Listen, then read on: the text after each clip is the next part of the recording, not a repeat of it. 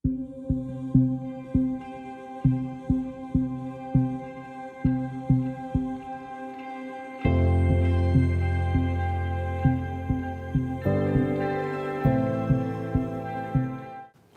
намайг оюу гэдэг Голомт банкны үнийн нөөцийн удирдлагын газрын үйл ажиллагааны хэлтсийн захирлаар ажиллаж байгаа. Ерөнхийдөө дадлага хөтөлбөр гэдэг маань оюутнуудын маань одоо мэргэжлийн чиг баримжаа өгөх зорилготой л хөтөлбөр байгууллагууд бол хэрэгжүүлж байгаа. Ерөнхийдөө сүүлийн 2 жил ковидтай холбоотой дадлагууд хийх хөтөлбөр маань багассан.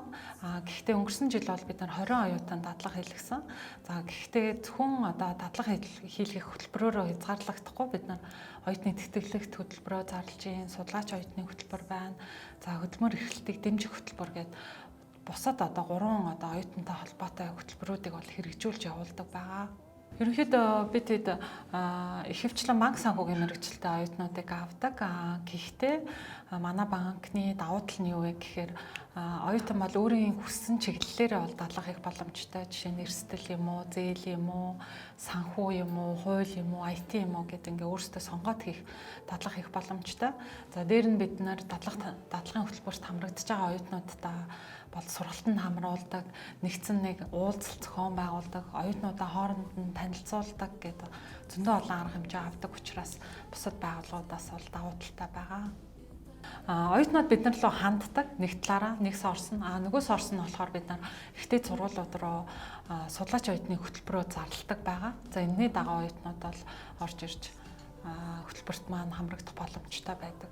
Түрүүн би нөгөө дурдсан бид нар ганцхан дадлагжагч оюутнуудаа судлаач оюутны хөтөлбөрт зарладаг. Нийтдээ одоо өнгөрсөн жил ихэд 500 оюутнаас бол хүсэлт ирсэн. За эднээс бид нар сонгон шалгаруулад 60-аад оюутан бол сонгож авсан байгаа.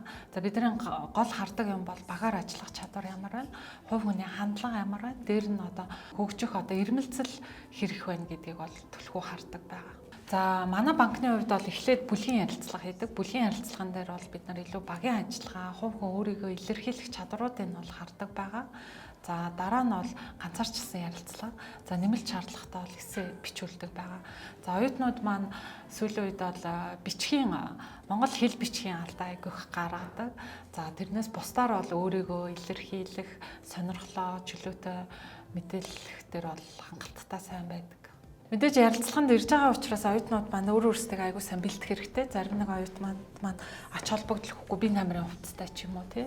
За дээр нь ярилцлагын үеэр өөрийгөө илэрхийлэхгүй чимээгүй суучдаг. Ялангуяа бид нар бүлгийн ярилцлага гэдэг маань багийн ажиллагаа, өөрийгөө илэрхийлэх чадвар, хувь хүний хандлагыг харж байгаа учраас тухайн одоо ярилцлаган дээр зөвхөн чимээгүй суугаад өөрт оногдсон даалгавраа хийгээд байвал хэцүү байдаг. Тийм учраас аль болох өөрийгөө чөлөөтэй илэрхийлэх дээр бол өөрийгөө аягүй сайн бэлдэж ирэх хэрэгтэй. Зарим оюутнууд маань хүлээлт маш өндөр байдаг. Мэдээж бид нар 3-7 хоног дадлага хийн тэ. Тэгэхэд энэ хугацаанд аягүй их юм мэдээд авчин эсвэл аягүй их юм хийн гэдэг хүлээлт өндөртөөсөө болоод тууштай биш байдал, дундаас нь шантрах, дундаас нь гараад явах байдал бол аягүй их байдаг.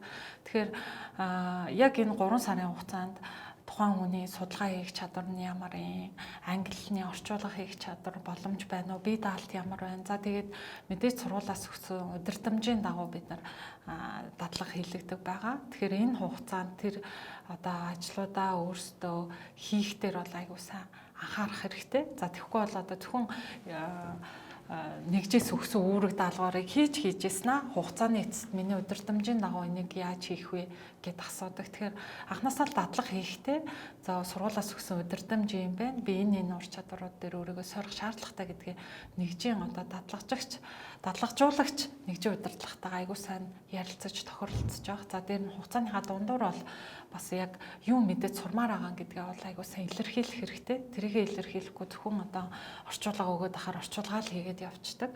Хугацааны дараа бол сурч мэдэх юм маань хангалтгүй байвал эргээл нөгөө хугацаа алдсан байдалтай болчдөг байгаа даа. Тэгэхээр тэрэн дээр аягүй сайн анхаарах хэрэгтэй. За мэдээж багаар ажиллах ур чадвар аягүй чухал.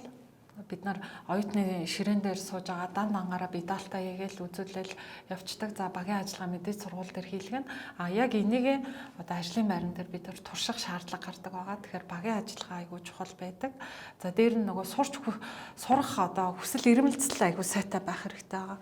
Тэгвэл яг би энийг судалмаар байна. Энийний цаана ямар утга учиртай юм гэдгийг хувь хүн өөрөө хойноос нь хөөцөлдөж одоо нэгжийн удирдлагаас асууж сургалахгүй бол за намайг хизээ даалгавар өгөх бол хизээ надад чиглэл өгөх бол гэдэг байдлаар ингээд суугаад байвал хизээч бид 3-7 хоногийн дотор бол мэдээлэл авч чадахгүй.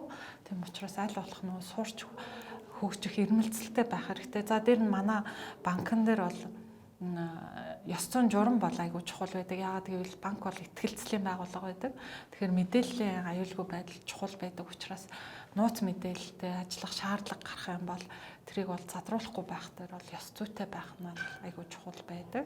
За тэгээд альж байгууллага татсан хандлага айгүй чухал байгаа. Ялангуяа сүүлийн үед байгууллагууд бол зан төлөв суурилсан сонгон шалгаруулалт хийж байгаа. Тэгэхээр зөв хандлагатай зөв сурах хүсэл эрмэлзэлтэй л тийм хүмүүсийг бид нар бол хайдаг байгаа. За мэдээж удирдамжийнхаа дагуу сурах гэсэн юмнуудаа мэдсэн байх хэвээр. За тэгээд сургуулаа төгсөөд ажлын байран дээр ямар ур чадвар надад дутагдaltaй байна. Тэрийг үлдсэн хугацаанд би яаж хөгжүүлэх үү гэдгээ бол мэдэж авсан байх хэрэгтэй. Энэ ядчил наазах нь Excel дээр ажиллах чадвар хэрэгтэй юм байна. Board дээр аягүй сайн ажилласан байх хэрэгтэй юм байна. За хувцалтын стандартаа анхаарсан байх хэрэгтэй юм байл.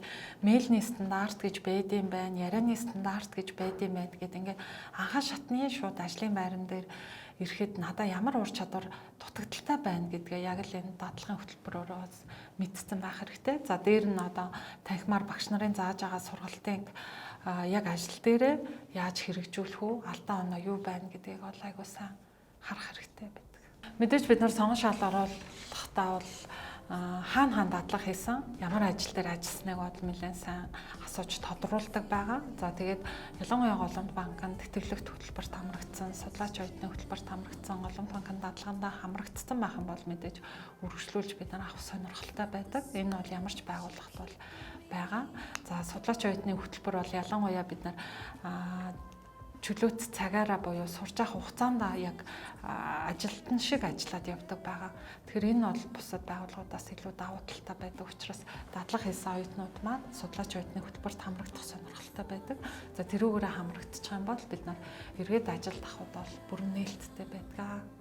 Гэхдээ мэдээж сонгон шалгаруулалтаар орно. Мэдээж хамгийн гол нь дадлага хийх хугацаанд бид нар танхимаар сурсан 3 жилийн хугацаанд сурсан юм аа яг ажлын байран дээр яаж хэрэгжүүлж болохоор байна гэдгийг 3-7 хоногийн хугацаанд бид нар туршиж үздэг байгаа. Тэгэхээр аль болох нээлттэй яг энэ дадлагын хугацаанд би юу сурах уу гэсэн яг төлөвлөгөөгөө гаргацсан. Тэгээ нэгжийн удирдлагуудтайгаа л нэгт уялдаж холбогдож ажиллах хэрэгтэй. За 3-7 хоногийн хугацаанд зөвхөн өгсөн хүрэг даалгаврыг хийгээд яваад ах юм бол бидний өссөн үр дүнд бол аль талдаа хүрэхгүй байх магадлал өндөр байдаг. Тэгэхээр тэрэн дээрээ оюутнууд маань аягүй сайн анхаарах хэрэгтэй.